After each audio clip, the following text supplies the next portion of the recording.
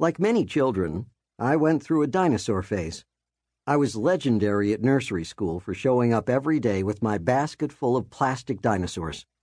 Allosaurus, Stegosaurus, Ankylosaurus, Tyrannosaurus rex.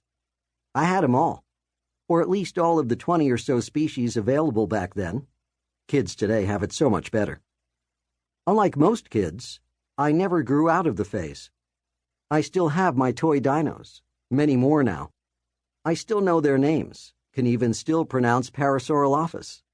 But my interests have shifted to living reptiles, snakes, turtles, lizards, and crocodilians. To a large extent, this shift was prompted by a rerun of the old TV show Leave It to Beaver, specifically the episode in which Wally and the Beav buy a mail-order baby alligator and hide it in the bathroom. Needless to say, when Minerva, the housekeeper, finds it, hilarity ensues. Thinking that this was a great idea, and knowing that pet stores in those days, the early 1970s, sold baby caimans, the Central and South American version of the alligator, I petitioned my mother.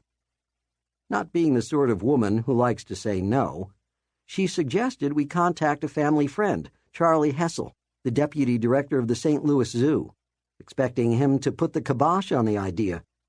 Every day when my father returned home from work, my first question was, "Did you talk to Mr. Hessel today?"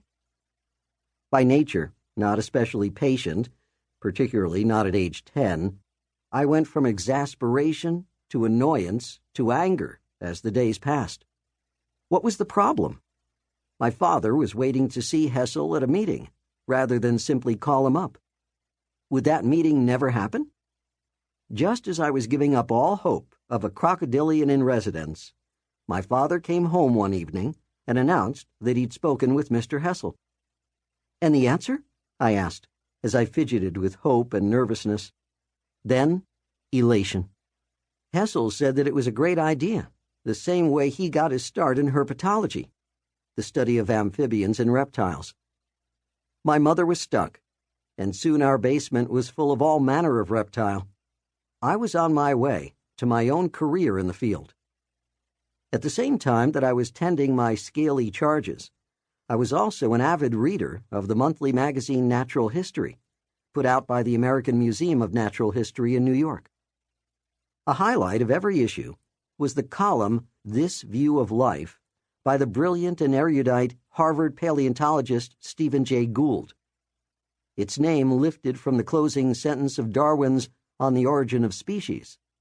The column regularly explored Gould's heterodox ideas about the evolutionary process, often stressing the indeterminate and unpredictable nature of evolution. Elegantly written and mixing in vignettes from history, architecture, and baseball, Gould presented a compelling case for his worldview.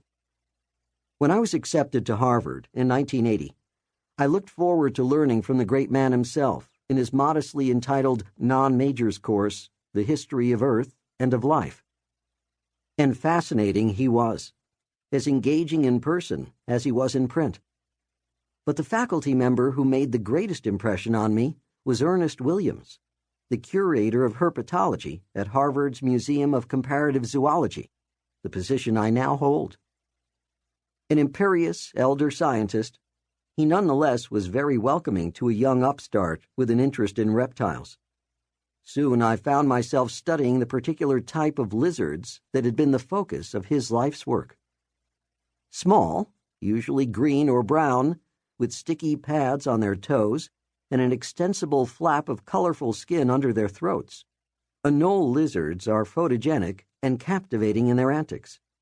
But what has shot them to fame in scientific circles is their evolutionary exuberance. 400 species are known, and more are being discovered every year, making Anolis one of the largest genera of vertebrate animals. This immense diversity is accomplished by great local richness, as many as a dozen or more co-occurring species, combined with regional endemicity, most species being limited to a single island or small part of the tropical American mainland.